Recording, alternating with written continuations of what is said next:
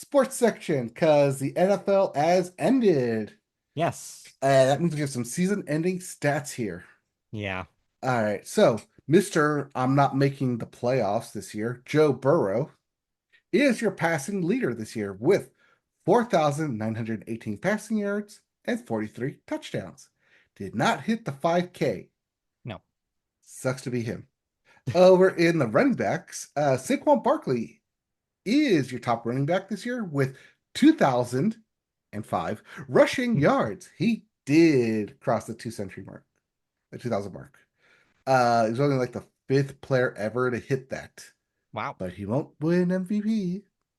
Joining Mr. Burrow in the I'm not making the playoffs this year is his wide receiver, Jamar Chase, who's the top receiver with 1,708 receiving yards. But your top touchdown getter with the help of three touchdowns at the end of the last game of the season. Literally, game 271 out of 271, Sunday Night Football. Jahmyr Gibbs with three touchdowns on the night propelled him to 20 touchdowns on the year, being your top touchdown earner. Okay. Over on the defensive side, Zaire Franklin is your top tackler with 173 on the year. Trey Hendrickson is your top sacks leader with 17 and a half sacks. And Kirby Joseph is your top interception leader with 9. Okay. As for their overall points earner in the NFL, this year it was the kicker of Boz, Chris Boswell, with 158 points. That's broken down to 41 field goals and 35 extra points. Okay. Kirk Cousins and Baker Mayfield tie in distinction for the worst quarterback of the year, as they both threw for 16 interceptions this year. But vying for worst rookie of the year, Caleb Williams was sacked 68 times. Though I Oof. guess that distinction more goes to his offensive line Yeah. than Caleb Williams himself. Not his fault. Yeah, not his fault. Let's see here. But yeah, that's the end of the NFL season with the stats. Yeah. While some teams are looking forward to the postseason, some teams are looking to the offseason. And Tennessee Titans, you are on the clock. Congratulations. You have the first pick overall in the 2025 draft, followed by the Browns, Giants, Patriots, and Jaguars. Hey, some of these teams had top picks last year. Yeah. Well, history repeats. So, on that subject, how do you feel about the playoff picture? What are your feelings about how this season went? Uh, I mean, it's so Joe Burrow. I just want to talk about Joe Burrow real quick here. Did everything he could, minus the first four games of the season, to Hmm. get himself into the playoff position. He did everything in the final game to literally pull his team from the conundrums to win that final game. All that had to happen was for Kansas City Chiefs to beat the Broncos in the final game of the year. Sounds easy when you have a 14-1 Kansas City Chiefs against Uh-huh. a 7-7 Denver team.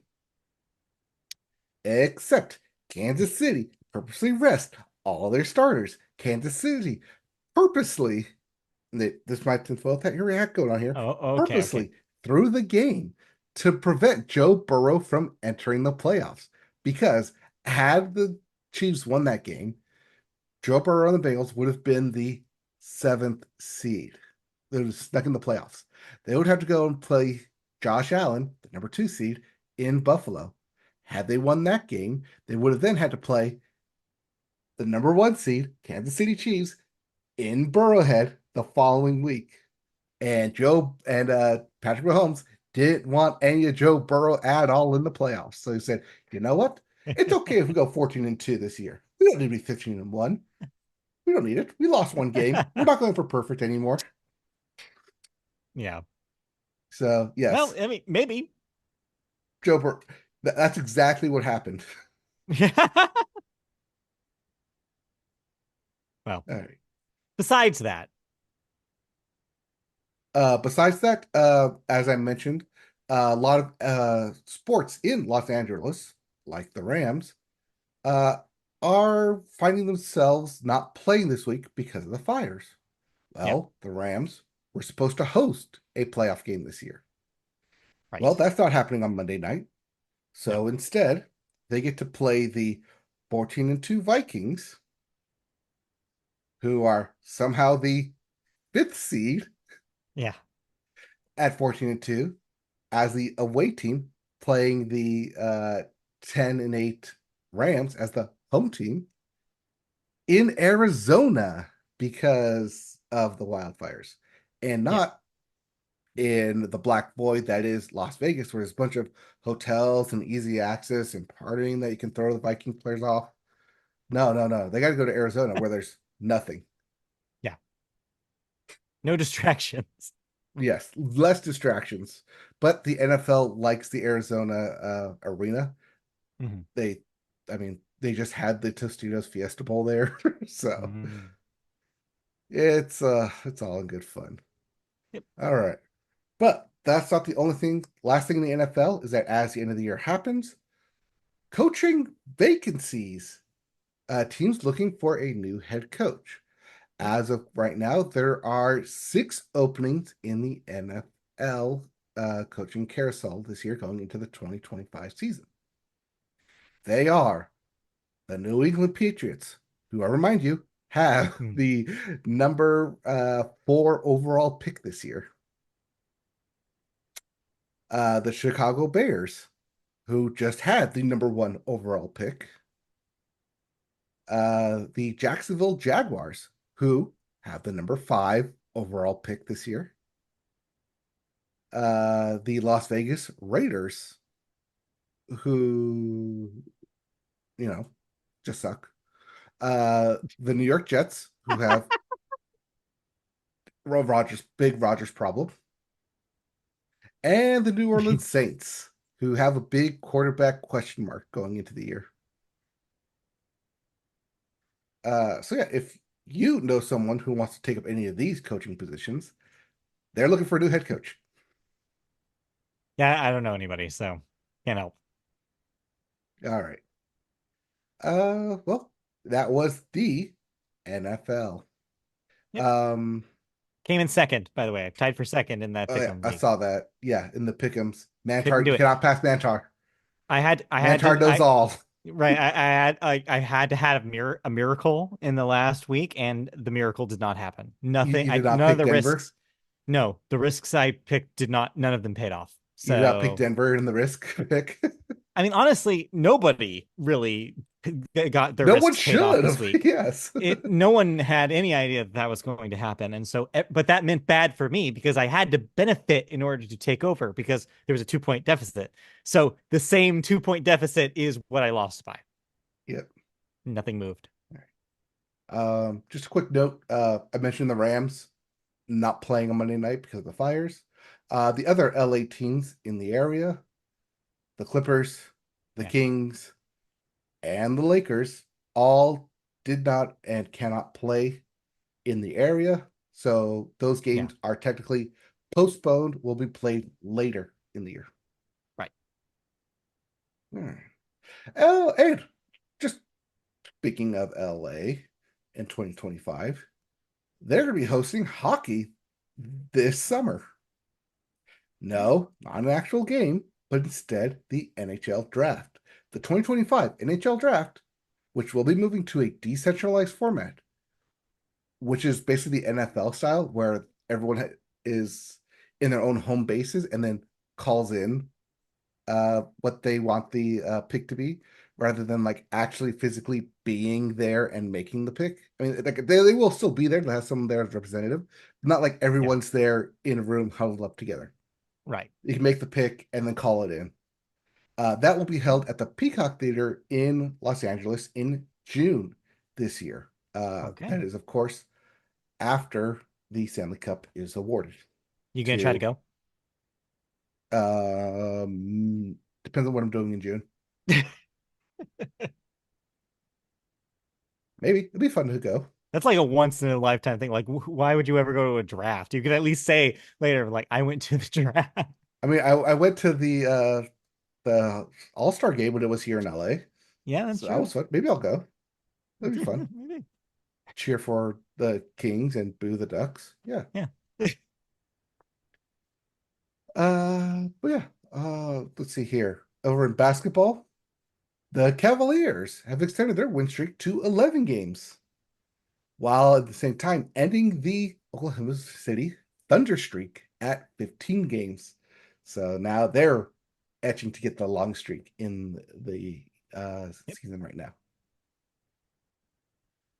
Uh, the Australian Open continues. They're continuing playing. It runs through the 26th, so we won't get actual like finals information till for about 2 weeks now. Mhm. And lastly, we got to talk about the D League. Yes. College football. Did you watch the game last night? And were you as No. disappointed as I was? Rhetorical question. You know I didn't watch college football. Oh, I thought it was a rhetorical question because you were as disappointed as I was. Either way. So yeah, Penn State had the ball, tied, driving, 30 seconds left, and your running back has 120 yards, 3 touchdowns, absolutely terrorizing Notre Dame defense. And you put the ball on second down in the hands of your quarterback, who throws crossbody, crossfield, and throws a pick, which sets up a game-winning field goal for Notre Dame. And you just feel for that running back. Oh my God. He played one hell of a game, but won't be going to the national championship game. That will be number 7, Notre Dame, against I don't know whoever's winning now. Looks like the Ohio State is up 7-0 against Texas. How long until Arch Manning goes into the game? I guess we'll find out. Because that's what I have here is Arch Manning. I call him my shot here. Arch Manning gets into the game and saves Texas to lift them into the national championship, and thus the legend of Arch Manning starts. Hey, if it happens, it happens. I mean, that seems like likely. This is me Yeah. calling the biggest shot Yeah. and on the biggest target that you could see coming ever. Yeah. This is the Because first big highlight spoiler in his. alerts, Mr. Yeah. NIL Quentin Ewers, who we've covered on here since he transferred to the Ohio State straight out of high school 4 years ago. Yeah, there you It's go. all about himself and the NIL money. Yeah. Yeah. And we've covered him on this podcast since then. We'll see. Only reason I know who he is. Yeah. Fair. All right. Uh, All right. while, while that's it for sports, It's that's not not. it for sports. Yeah, we have a triple story here, sports stories for their television story this week. So get ready, strap in. Here's what's going on in the biggest sports stories of the week. We start with something called the TGL, which is a high-tech golf league that will be led by Tiger Woods and Rory McIlroy. McIlroy? I'm not really McElroy. sure. Is it That's an McIlroy? Okay. IL. Yeah. Yeah. McElroy. Is off to mixed reviews as its first match took place on Tuesday. The 24 players in the league have been split across 6 teams: the Atlanta Drive GC, Boston Common Golf, New York Golf Club, the Bay Golf Club, Jupiter Links GC, and LAGC. TGL takes place indoors and relies on a giant golf simulator, with the league attempting to weave technology into the sport. A match takes place over 15 holes and will include 2 sessions, with session 1 being a triples 9-hole 3 versus 3 foursomes match, and session 2 compiling of a singles one-on-one clash over 6 holes, with each player playing 2. The league will run January 7th through March 4th, with their championship on March 17th. Notable players in the league include Tiger Woods, Rory McIlroy, Wyndham Clark, Xander Schauffele, Colin Morikawa, and Adam Scott. Not that Adam Scott, although it'd be very, very entertaining to watch that Adam Scott play golf. Yeah. So yeah, this kicked off on Tuesday. Watched a little bit of it. Uh, it's a golf Yeah, simulator, but instead of like having to yeah, lug your clubs and everything across 18 holes, You just heat it all up in the air conditioned facility and knock it into a big screen. The Sure. most fascinating Why thing not? here is the green because it's built on a turnstile actuator where it morphs to different greens depending on like what Huh. the hole is, and it can mimic like everything. It's Like neat. I think there's like 500 different actuators that just like mold and move it with it. So it's fun to see how it like moves like every single time. But Yeah. overall, it's kind of fun. I think you get more of like the banter in the commentary between everybody because there's like six like four players per team. And so like they're all eight guys just like all shoving around. They all know each other. They're the best for the PGA. So they're all like Yeah. goading each other with each hit. Also, there's a shot clock on Yeah. this. So you got to get up there and hit your ball within 15 seconds. Otherwise, you get a penalty. This reminds me, this is kind of the golf equivalent of remember E1, that F1 spinoff that was like had audience participation where you could like charge up the cars in certain locations on the Hmm. track. Yeah, I mean it's like a lot like the eSIM racing, although you won't have anyone yelling obscenities and instantly like losing fan favor over it. Although, Yet. Yet. We don't yet, know. That could happen. Yeah. yet, Could happen. yes, yet. But that's not the only new league we're going to talk about today. We also have one in the basketball scene, Unrivaled, which is the new 3-on-3 women's basketball league starting this month, January 17th, and backed by some major talent. Olympian Michael Phelps, NBA player Giannis Antetokounmpo. That was my best attempt at Mhm. that. Tennis star Coco Gauff, soccer star Alex Morgan, Sorry, and retired celebrities Ashton soccer Kutcher. star Alex Yeah, Morgan. yes. And celebrities Ashton Kutcher and Mila Kunis. Okay, sure. Have They were invested the a story. combined, yeah, $35 million into the startup. First announced back in 2024 by WNBA players Nafisa Collier and Brianna Stewart, the new league is composed of 6 teams, 6 players each, to play in the league. Those include the teams Laces, the Lunar Owls, Mist, Phantom, Rose, and Vinyl. Games will be played on a full court, 3-on-3, with 7-minute quarters. All games will also be streamed on Max through TNT and True TV.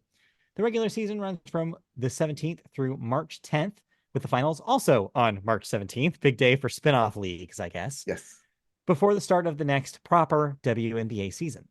Notable players in Unrivaled include Brianna Stewart herself, Angel Reese, Sabrina Ionescu, Cameron Brink, Arike Ogunbole, and Brittany Griner. Yes. Arike Ogunbowale, who is the current high scorer in the WNBA. Mm-hmm. Cameron Brink, who's number two overall pick.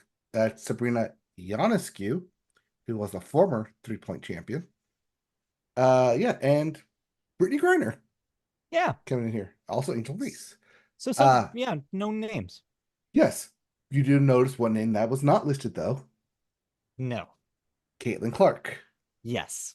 A little busy. Reportedly, she was offered $1 million to participate, and she turned it down Yeah. Yeah. because she wants to take a break from basketball in the WNBA offseason. And she's actually Yeah. doing the golf tour. She's actually going to play some golf. Oh, that's Uh, funny. Well, yeah, yeah. she was actually just at a tournament this past weekend. Didn't place, but had good shots here and there. Yeah. But yeah, they did offer her to come and like be a sponsor with this. Yeah. But she said that like, yeah, there's more time for basketball later, maybe next year.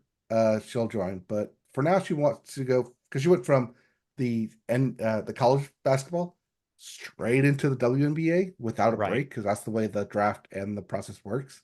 So Mm-hmm. she decided for herself, and she's taking it. Yeah. Makes sense. But I expect her to be there next year, If it lasts another assuming year. there is a next year. Yeah.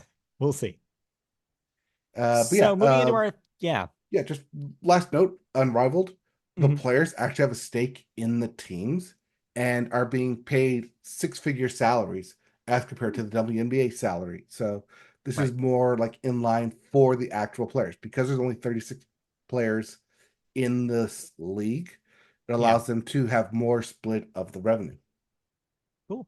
But it is That's good. also kind of like elite status, Right.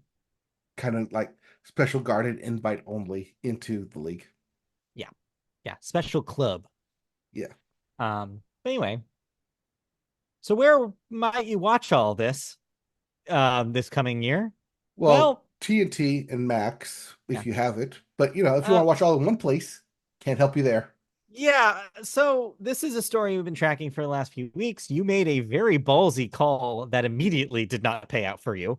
Haha. I will pick up the phone on this one because I Yes. called it. But yeah, this all kind of happened very quickly. I'm actually going to swap your stories because one happened before the other. We start with Disney, who shook up the competition and the conversation about Venue, the all-in multi-companies being involved, one-stop shop for streaming sports.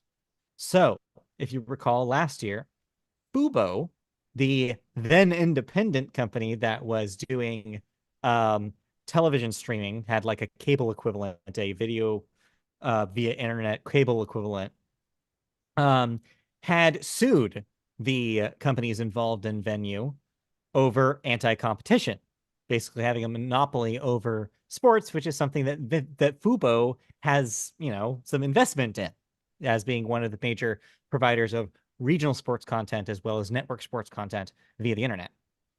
Well, that lawsuit is gone now, thanks to the fact that Disney swept in and announced they would take 70% control of Fubo. As a result, Disney would be merging its Hulu Plus Live TV product with Fubo, which by default removes any, like, settles any lawsuit that existed.